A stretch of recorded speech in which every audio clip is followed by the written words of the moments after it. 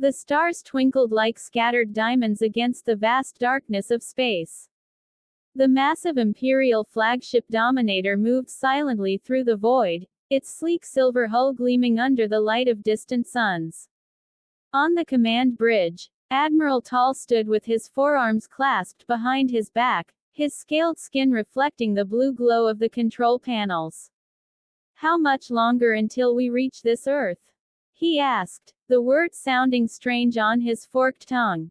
3 hours, Admiral, replied Commander Mox, tapping on a transparent screen.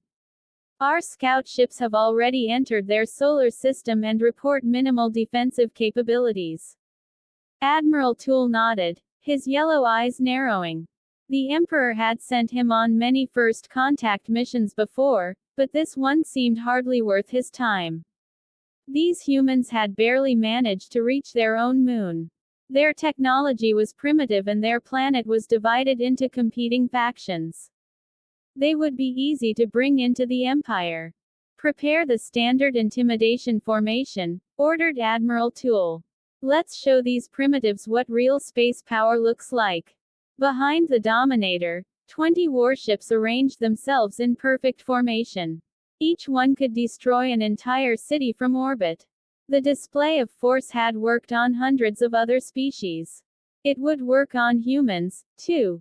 As the Imperial fleet approached Earth, they detected unusual activity.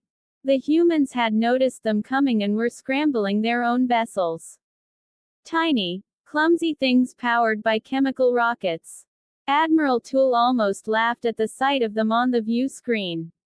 "Look at those primitive ships," sneered Commander Mox. "They use combustion engines. How have they not blown themselves up yet?"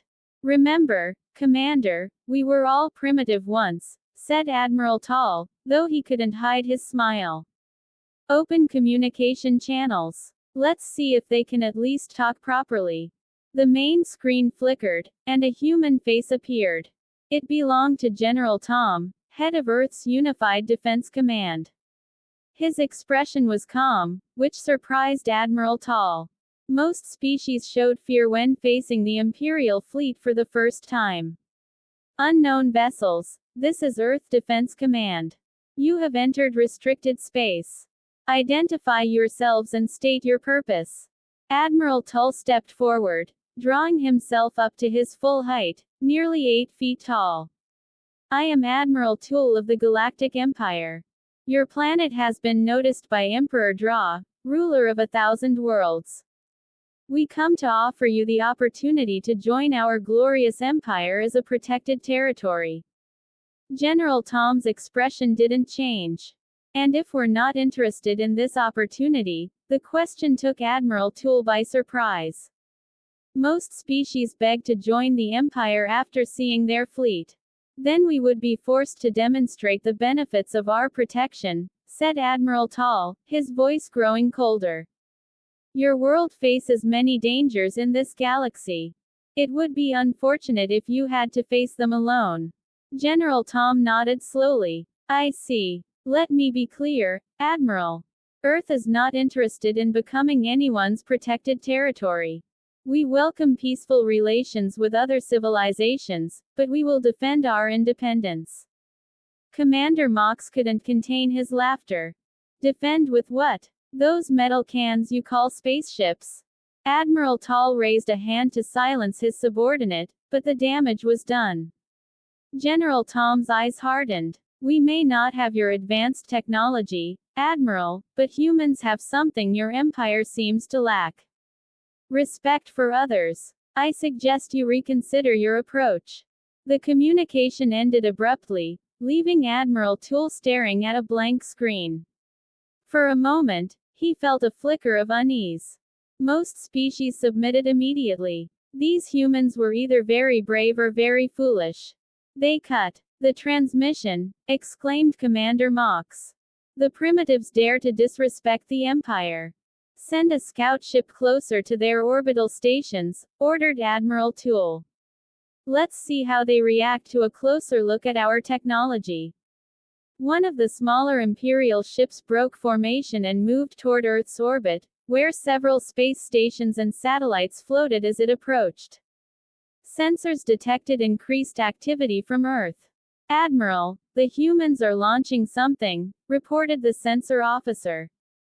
"It appears to be a small vessel of some kind. Primitive design, but moving at surprising speed." On the view screen, they watched as a human ship approached their scout vessel.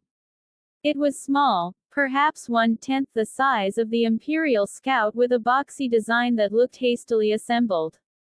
"Are they trying to attack us?" Commander Mox laughed. With that, Admiral Toole wasn't laughing. Something felt wrong. "Order our scout ship to maintain distance," but it was too late. The human vessel suddenly accelerated, moving with unexpected agility. It approached the Imperial scout ship and seemed to attach itself to its hull. "What are they doing?" Admiral Toole demanded. Before anyone could answer, a bright flash appeared on the screen. When it cleared, the Imperial scout ship was drifting, its systems offline. The human vessel had detached and was quickly retreating back to Earth. "Impossible!" shouted Commander Mox. "They disabled an Imperial ship." "How?" Admiral Toole stared at the screen in disbelief. "Analysis. What happened to our scout ship?" "It appears to be an electromagnetic pulse weapon, Admiral," said the science officer after a moment. "Simple technology, but effectively deployed. Our scout ship systems are rebooting now." Admiral Toole felt a cold feeling in his stomach. No newly discovered species had ever damaged an Imperial vessel during first contact. It was unheard of. "Admiral, we're receiving a transmission from Earth again," said the communications officer. General Tom's face appeared on screen once more. "That was a warning shot, Admiral. We prefer peace, but we are prepared for the alternative.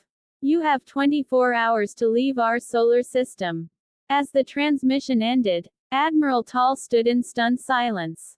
These humans were not like other species. They showed no fear. They had actually fought back and succeeded. "Recall all ships," he finally ordered. "We need to report this to the Emperor. These humans are unusual." As the Imperial fleet retreated to a safe distance, Admiral Toole gazed at the blue planet on the view screen. For the first time in his long career, he felt uncertain. The Empire had encountered thousands of species, but none quite like these humans. "This isn't over," he murmured. "The Empire doesn't tolerate resistance. We'll be back, humans, and next time we won't underestimate you." Little did he know that the Empire's worst nightmare was just beginning. 3 months had passed since the embarrassing first contact with Earth. The Imperial Council chambers buzzed with tension as Admiral Toole stood before Emperor Dra, explaining what had happened for the 20th time. "And you're certain their technology was primitive?" asked Emperor Dra, his massive form looming on the throne. His skin shimmered with bioluminescent patterns that pulsed with his irritation. "Yes, Emperor. They still use combustion engines and chemical rockets. Their disabling of our scout ship was likely a lucky strike," Admiral Toll replied, trying to sound confident despite his doubt. Emperor Drax's eyes narrowed. "Then we shall send a proper greeting force. Show these humans what it means to defy the Empire." Before Admiral Toll could respond, a junior officer burst into the chambers, breaking all protocol. "Forgive me, Emperor," he gasped, dropping to his knees. "Long-range sensors have detected something entering our controlled space in Sector 7. "What is it?" demanded the Emperor. "It appears to be a human ship, sir." A wave of laughter rippled through the council chamber. One small human ship was hardly a threat. "And this required interrupting our council?" Emperor Dra asked coldly. The officer trembled. "Sir, the ship is massive, nearly the size of our largest battle cruiser, and the energy reading, they're off the charts." The laughter died instantly. "Impossible," whispered Admiral Toll. "They were just figuring out how to reach their own moon." Emperor Dra rose from his throne. Captain Van, a tall, slender figure, stepped forward from the shadows. Captain Van was known throughout the Empire as their best strategist, with metallic implants covering half his face, enhancing his already impressive mental abilities. Take your battle group to intercept this human vessel.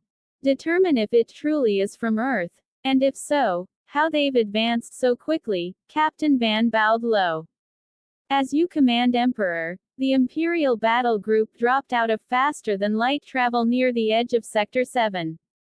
5 sleek warships arranged themselves in attack formation, their weapon systems powered and ready.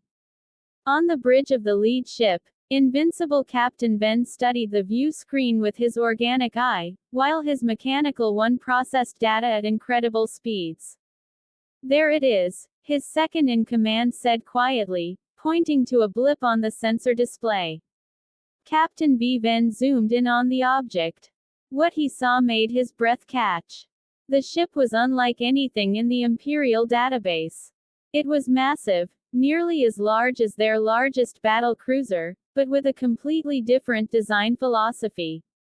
Where Imperial ships were sleek and elegant, this vessel was blocky and overbuilt with thick armor plating and what appeared to be multiple redundant systems. That can't be a human warship, Captain Ben said, his voice barely above a whisper. Is that possible, sir? They're hailing us, the communications officer reported. On screen, ordered Captain Ben, straightening his uniform. The view screen flickered and a human face appeared. He wore a simple dark uniform with minimal decorations. This is Captain Jack of the Earth vessel Defiance. We come in peace and request diplomatic talks with the Galactic Empire. Captain Ben studied the human carefully. This is Captain Ben of the Imperial Defense Fleet. Your ship's capabilities exceed our intelligence reports on human technology. Explain yourselves. Captain Jack smiled slightly. Captain, we've been watching the stars for centuries. Did you really think we would announce all our capabilities to the first aliens who arrived? You're claiming this level of advancement was hidden when we first contacted Earth? Captain Ben asked incredulously. Not hidden, just not displayed. Your Admiral tool didn't exactly make a good first impression. Captain Ben's tactical mind raced. If the humans had deceived them about their technology, what else had they hidden? Sir, his science officer whispered urgently. Our scans show their power source is some form of controlled fusion, but it's using principles our scientists believed were theoretically impossible to stabilize. Captain Van kept his face neutral. Captain Jack, the Emperor has authorized me to conduct preliminary negotiations. Would you be willing to come aboard my vessel? I'd be delighted, replied Captain Jack. But I must insist on bringing a small security detail for diplomatic purposes. Of course, we'll prepare a shuttle bay for your arrival. As the communication ended, Captain Van turned to his crew. Full analysis of that ship. I want to know everything about it before they arrive and alert the Emperor immediately. An hour later, Captain Jack stood in the grand meeting room of the Invincible, accompanied by 3 human officers. They showed no signs of being impressed by the Imperial technology surrounding them. Your ship is quite remarkable, Captain Vano began gesturing for the humans to sit.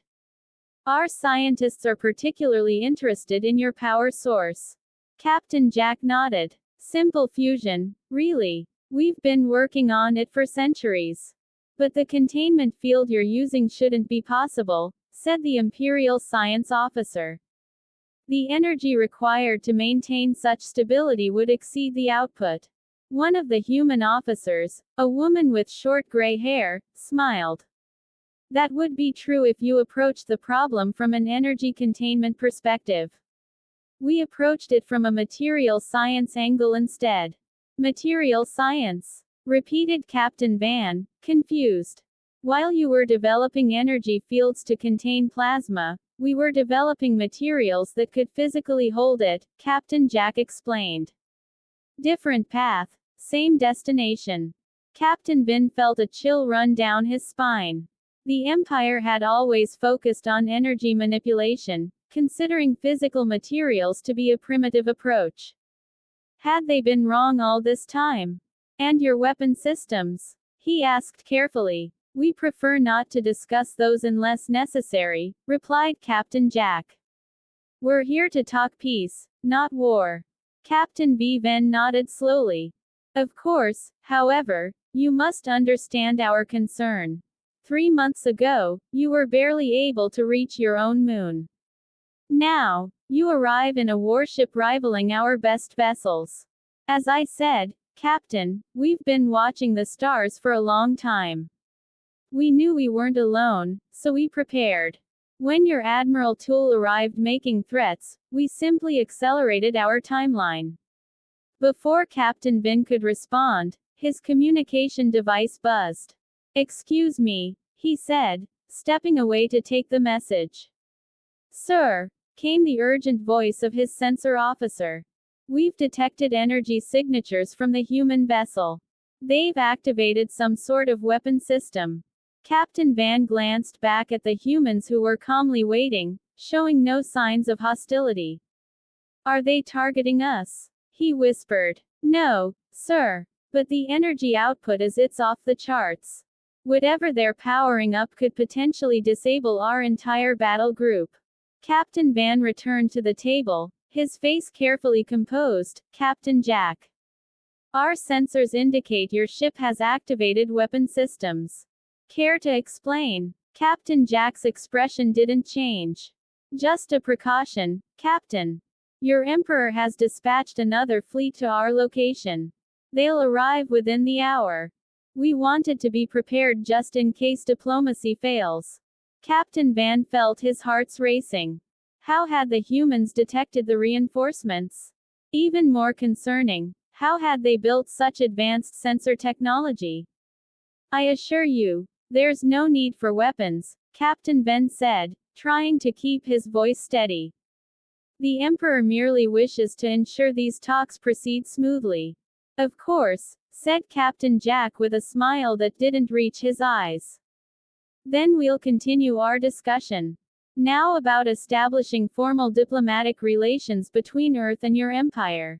As the talks proceeded, Captain Van couldn't shake the feeling that everything the Empire thought they knew about humans was wrong. And that realization terrified him more than any weapon ever could. The Grand Imperial Council chamber fell silent as Captain Bin finished his report about the human vessel. Defiance. Even Emperor Dra seemed shaken, his luminescent patterns pulsing erratically across his massive form. You mean to tell me, the Emperor said slowly, that these humans have achieved controlled fusion using material containment rather than energy fields? Captain B. Ven nodded, his cybernetic eye warring as it projected data onto the large screen behind him. Yes, Emperor, and that's just the beginning. Their approach to technology is fundamentally different from ours. Admiral Tool stepped forward, his scales now a pale yellow from stress. Different how? Where we pursue elegant solutions with minimal components, they build redundant, over-engineered systems, Captain Van explained. Where we refine and perfect, they iterate and improvise. Most importantly, they've developed along technological paths we abandoned centuries ago, seeing them as inefficient. The council chamber erupted in murmurs. The Empire had always prided itself on elegant technological solutions, systems that worked with perfect efficiency and minimal waste. The idea that a species would deliberately choose a different path seemed almost offensive. Emperor Dra raised a hand for silence. Bring in the human delegates. I wish to hear this from them directly. Minutes later, Captain Jack and his team were escorted into the chamber. They showed no signs of intimidation despite being surrounded by the Empire's most powerful leaders. Captain Jack of Earth. Emperor Dra's voice boomed across the chamber. Your ship has caused quite a stir among my advisors. We find ourselves curious about human technology. Captain Jack bowed slightly. We are happy to explain, Emperor. Though I should warn you that I'm a soldier, not a scientist. Doctor. Anna here would be better suited to answer technical questions. The woman with gray hair stepped forward. Perhaps I can clarify some misconceptions. When we detected your scout ships approaching our solar system months ago, we realized we needed to accelerate our plans. You knew we were coming? Admiral Toole asked, surprised. Doctor. Anna smiled. We've been watching the stars for centuries. Our telescopes detected your ships long before you entered our system. Impossible, snorted the Imperial Science Advisor. Your technology couldn't possibly. Actually, drive, Anna interrupted politely. While our space travel technology was indeed limited, our observational equipment is quite advanced. We've been studying the universe from our planet's surface for hundreds of years. She tapped a small device on her wrist and a holographic display appeared in the center of the room. It showed what appeared to be the internal workings of the Defiance. The fundamental difference in our approach is this, she explained. Your empire builds ships like fine jewelry, precise, elegant, minimal. We build ships like fortresses. Redundant, robust, overengineered. The hologram zoomed in on the ship's power core. Take our fusion reactor. You contain plasma with energy fields, which is elegant but vulnerable to power fluctuations. We contain it with layers of specially developed materials that can physically withstand the heat and pressure. But that's so inefficient, protested the science advisor. Inefficient but reliable, countered Drive. Anna. If your energy field fails, your reactor fails. If one of our containment layers fails, we have 5 more backups.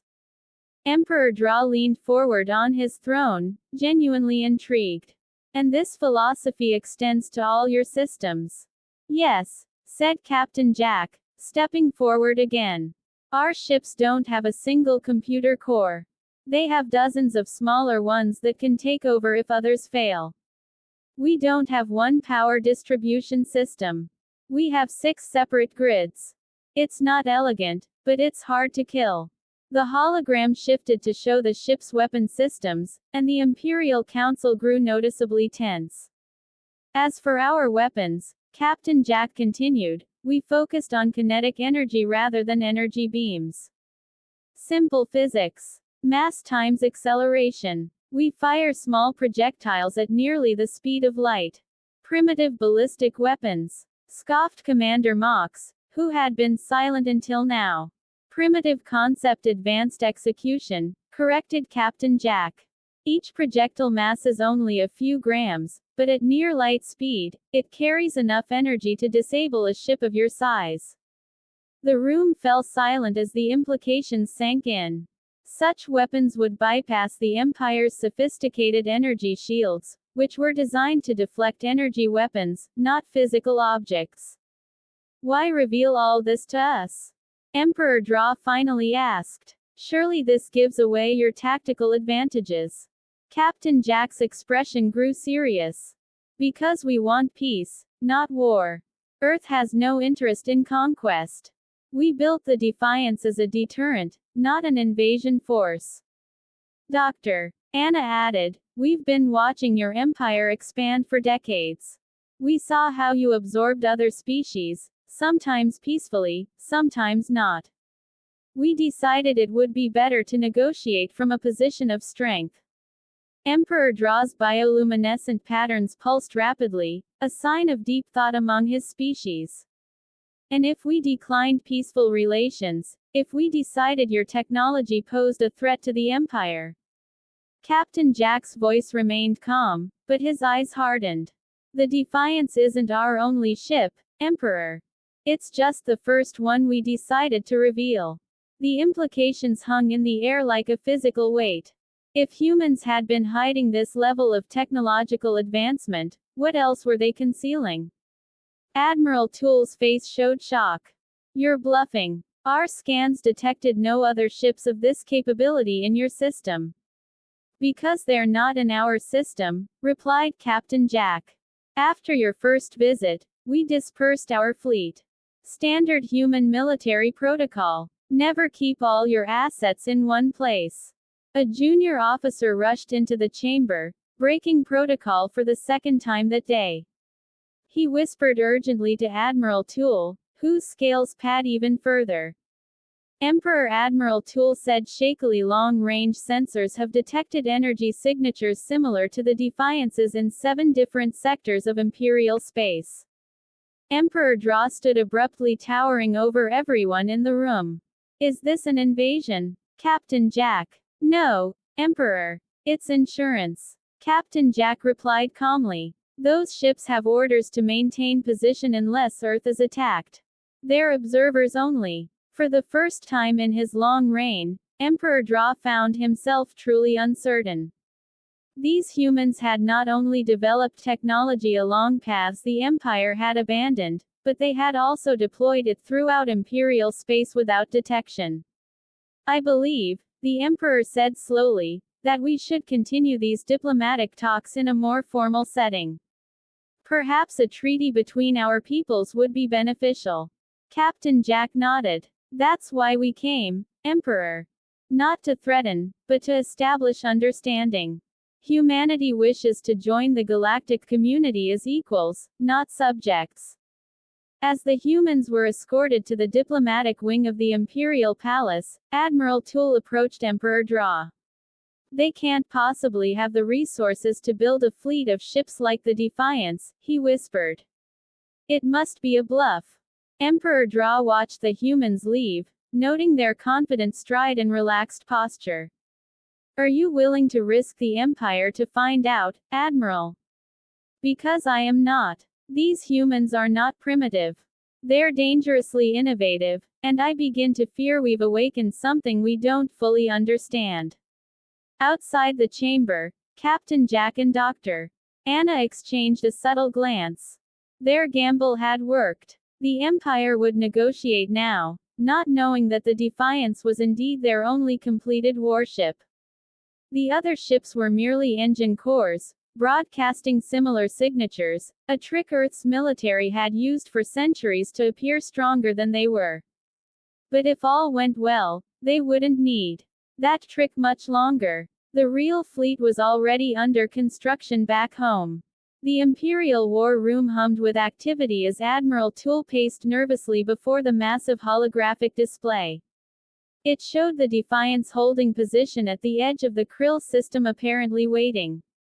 The diplomatic talks have failed, Emperor Draw announced as he entered the room, his luminescent patterns pulsing deep red, a sign of anger. The humans refuse to submit to Imperial oversight. They demand recognition as an independent power. Admiral Toole bowed low. What are your orders, Emperor?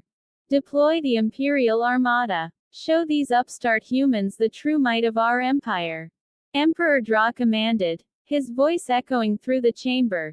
20 battle cruisers should be enough to deal with one ship, regardless of its unusual technology. Captain Bin, who stood quietly in the corner, stepped forward. With respect, Emperor, I believe we should reconsider. The humans have demonstrated capabilities we don't fully understand.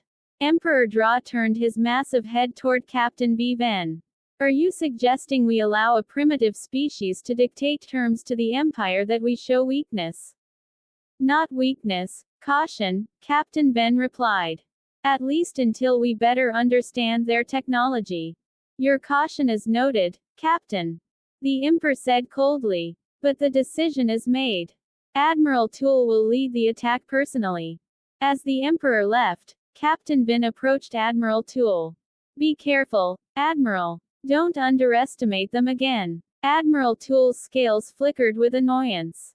One ship against 20 of our finest battle cruisers.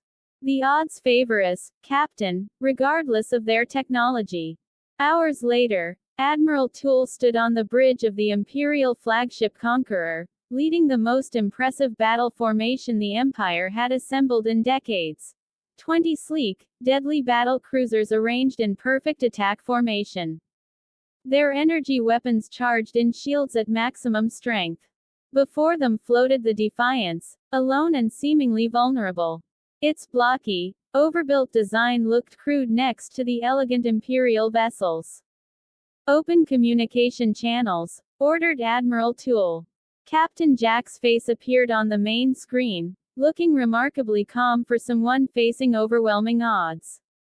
"Captain Jack, this is your final opportunity to surrender your vessel and submit to Imperial authority," Admiral Toole declared. "Your ship is impressive, but it cannot stand against the Imperial Armada." Captain Jack smiled slightly. "Admiral, we came here seeking peace. You chose war. What happens next is on your conscience, not ours. You threaten us with a single ship." Admiral Toole laughed. "Your confidence borders on madness." "Not confidence, mathematics," replied Captain Jack. "You still don't understand what you're facing. But you will." The transmission ended abruptly. "Prepare all weapons," Admiral Toole ordered. "Target their propulsion systems first. I want that ship disabled, not destroyed." The 20 Imperial battle cruisers moved into attack position, surrounding the Defiance. On Admiral Toole's command, they fired simultaneously, their energy weapons creating a beautiful but deadly light show in the darkness of space. To everyone's shock, the energy beam seemed to bend around the human vessel as if sliding off an invisible surface. "What happened?" demanded Admiral Toole. "Report." "Sir," the weapons officer stammered. "They appear to have some sort of gravitational shield. It's bending our energy weapons away from the hull." "Impossible," Admiral Toole hissed. "No shield technology can." "Sir," the sensor officer interrupted. "The human ship is powering up its weapon systems." On the view screen, they watched as panels slid open along the Defiance's hull, revealing what looked like primitive gun barrels. "They're using projectile weapons in space." Admiral Toole scoffed. "How primitive?" The sensor officer's voice shook as he replied. "Sir, those aren't ordinary projectiles. They're accelerating to near light speed. The energy readings are off the charts." Before Admiral Toole could respond, the Defiance fired. There was no beam of light, no visible energy discharge, just a silent, invisible attack that tore through the relentless one of their most advanced battle cruisers. Its shields designed to stop energy weapons offered no protection against physical objects moving at such speeds. "Evasive maneuvers," shouted Admiral Toole, his composure finally breaking. "All ships scatter formation." But the Defiance was already firing again and again. Each shot precisely targeted and devastatingly effective. Imperial battle cruisers, the pride of their fleet, were being disabled one by technology the Empire had dismissed as inefficient centuries ago. "Sir, we've lost 6 ships already," reported the communications officer. 3 completely destroyed, 3 disabled." "How?" Admiral Toole demanded. "How can one ship do this?" The science officer looked up from his console, his face pale. "Their firing solution is perfect, sir. They've calculated the exact point to hit each ship to disable its primary systems with minimal damage. And their rate of fire, it's beyond anything we've ever seen."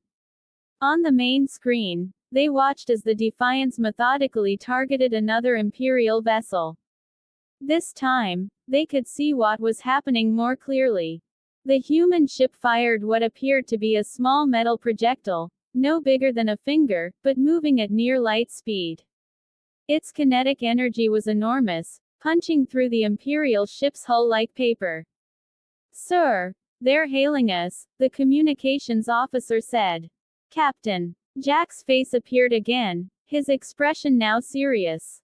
"Admiral Toole, you've lost 9 ships. None of your weapons can penetrate our gravitational shields. Please stop this before more lives are lost." Admiral Toole stared at the screen in disbelief. Half his fleet disabled or destroyed in less than 10 minutes without the human ship taking a single hit. "What are you?" he whispered. "Just humans, Admiral," replied Captain Jack. We simply took a different path. While you perfected energy weapons, we focused on kinetics. While you built elegant single-core computers, we built redundant networks. While you refined minimal designs, we overbuilt everything. Another Imperial battle cruiser exploded silently in the background, emphasizing his point. Our shields aren't energy fields trying to stop your weapons, Captain Jack continued. They're gravitational lenses, bending space itself to divert your attacks. Different approach, better results. Admiral Toole felt something he hadn't experienced in centuries. Fear. The Empire had always believed its technology was the pinnacle of advancement, that elegant solutions were inherently superior. Now faced with the brutal effectiveness of human engineering, he was no longer certain. Stand down all weapons, he finally ordered, his voice barely audible. All ships, cease fire. A collective gasp went through the bridge. Never in living memory had an Imperial fleet retreated from battle. Sir, the weapons officer questioned uncertainly. You heard me, Admiral Toole said more firmly. We cannot win this fight. Not today. Turning back to the screen, he addressed Captain Jack. We will withdraw our forces, Captain. But know this, the Empire does not forget, and it does not forgive. This is not over. Captain Jack nodded solemnly. We hope for peace, Admiral, but we're prepared for the alternative. Safe journey home. As the remaining Imperial ships limped away, Admiral Toole stared at the Defiance through the viewscreen. One ship had defeated half the Imperial Armada. The implications were staggering. Set course for the capital, he ordered quietly. The Emperor must be informed immediately. As the Imperial flagship entered faster than light travel, Admiral Toole couldn't shake the feeling that everything had changed. The Empire had ruled the galaxy for millennia based on the assumption of technological superiority. That assumption had just been shattered by a species they had dismissed as primitive just months ago. And if the humans had built one such warship, how many more might they have? The thought sent a chill down his spine. The age of Imperial dominance might be coming to an end. Not with a drawn-out war, but with a single battle that exposed the fundamental flaw in their thinking. Sometimes the elegant solution wasn't the best one after all. The Galactic Empire freaks out. That can't be a human warship. Is that possible? Part 5. A New Galactic Order. The Imperial capital planet Zarvis Prime had never seen such chaos. News of the Imperial Armada's defeat spread like wildfire across thousands of worlds.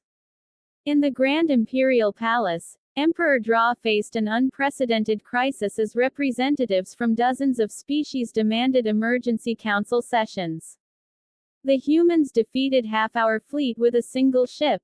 Asked Councillor Vex of the Tulare Confederation, his antenna twitching with disbelief. The same humans we classified as a primitive species just months ago. Emperor Dra sat heavily on his throne, his once bright bioluminescent patterns now dim with stress. The reports are accurate, he admitted reluctantly. Their technology followed different development paths than ours. We underestimated them. The council chamber erupted in shouting. Some demanded immediate all-out war against Earth. Others called for negotiation, and a few were already discussing how to align themselves with the humans for protection against Imperial retribution. Silence, roared Emperor Dra, rising to his full height. We are the Galactic Empire. We have ruled for 10,000 years. We will not be undone by one setback. As the chamber quieted, the door slid open. All heads turned to see Captain Van enter with an urgent message. Emperor, he said, bowing quickly. Our long-range sensors have detected multiple ships entering Imperial space. They match the Defiance's energy signature. How many? Asked Admiral Toole, his scales now a sickly yellow-gray. Captain Bivens' cybernetic eye whirred as he projected data onto the main screen. 17 vessels, Emperor, all apparently of human design. A heavy silence fell over the council chamber. After witnessing what one such ship could do, the thought of facing 17 was terrifying. They're arranging themselves in a defensive formation around key Imperial trade routes, Captain Van continued. Not attacking, just positioning. A blockade, suggested Counselor Vex. No, replied Captain Van. They're allowing all ships to pass freely. They appear to be simply observing. Emperor Drax's mind raced. This was worse than an attack. It was a demonstration. The humans were showing they could deploy ships throughout Imperial space at will. They're requesting communication. Emperor, Captain Van added. Captain Jack wishes to speak directly to the Council. Emperor Dra nodded grimly. Put him through. The main screen flickered and Captain Jack appeared now wearing a more formal uniform with simple insignia. Emperor Dra, honorable council members, he began with a polite nod. I hope our ship's presence hasn't caused undue alarm. They're under strict orders to maintain position and take no hostile action unless provoked. You deploy warships throughout our territory and claim peaceful intentions, Admiral Toole hissed. This is an act of war.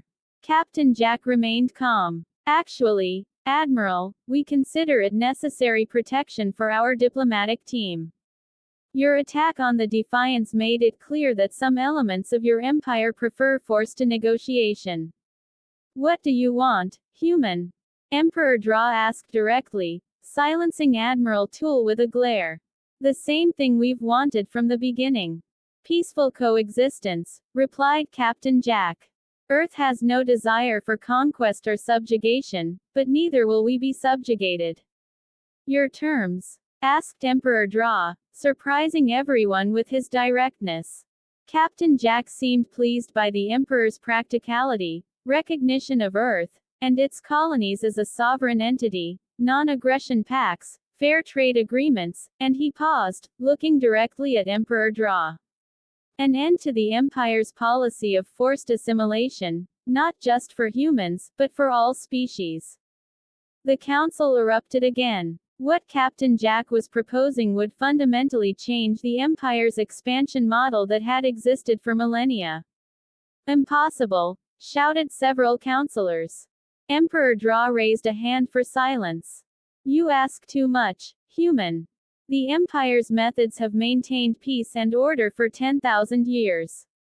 Have they? Countered Captain Jack. Or have they simply suppressed resistance through overwhelming force? Force that, as we've demonstrated, is no longer overwhelming. As if on cue, the screen split to show feeds from the 17 human ships now positioned throughout Imperial space. Each one looked slightly different from the Defiance. Some larger, some smaller, but all sharing the same blocky overbuilt design philosophy. Each of these ships is specialized, Captain Jack explained. Some for defense, others for support, others for combat. Together, they form the first human interstellar fleet. A small demonstration of what we can build when necessary. Emperor Dra understood the implicit threat. The Empire had always relied on its technological advantage to maintain control. If the humans could build ships that rendered Imperial weapons ineffective, everything changed. And if we refuse your terms, he asked quietly. Then we'll defend ourselves, Captain Jack said simply. But we hope it won't come to that. We're offering partnership, not surrender. The Emperor studied the human captain thoughtfully. You could have attacked when our fleet retreated. You held the advantage. Why didn't you? Captain Jack's expression softened slightly. Because that's not who we are, Emperor. Humans have fought countless wars among ourselves throughout our history. We've learned the hard way that victory through destruction only leads to more conflict. He gestured to someone off-screen, and Dr. Anna stepped into view. We've prepared a proposal, she said, for a new kind of galactic alliance. Not an empire ruled by one species, but a confederation of equals. Each contributing their unique perspectives and technologies. Data began streaming to the Imperial systems. Detailed plans for a restructured galactic government, trade agreements, technological exchange protocols, and more. We've studied your history. Dr. Anna continued, your empire began as a force for stability after the Chaos Wars. You brought order to a fractured galaxy, but systems must evolve or they stagnate and eventually collapse. Emperor Dra was silent for a long moment, processing. In his 10,000 years of rule, no species had ever approached the empire as equals. They had always been conquered, or they had submitted willingly. This was unprecedented. Your proposal will require consideration, he finally said. The empire does not change course quickly. We understand, replied Captain Jack. Our fleet will maintain position as a goodwill gesture, but will take no hostile action. Our diplomatic team will remain available for further discussions. After the transmission ended, the council chamber remained silent. For the first time in living memory, the Empire faced a species it could not simply overwhelm with superior technology or numbers. Could we defeat them in an all-out war? Emperor Dra asked Admiral Tool privately after dismissing the council. Admiral Tall's scales flickered with uncertainty. Perhaps, Emperor, but the cost would be immense. And if there are more human ships under construction? There are, confirmed Captain Bin, who had remained behind. Our intelligence suggests their production facilities are operating at full capacity. They're building more ships even as we speak. Emperor Dra moved to the window overlooking the capital city. For 10 millennia, the Empire had represented the pinnacle of galactic civilization. Its technology was unmatched, its military undefeated. Now, a species they had dismissed as primitive had fundamentally challenged that order.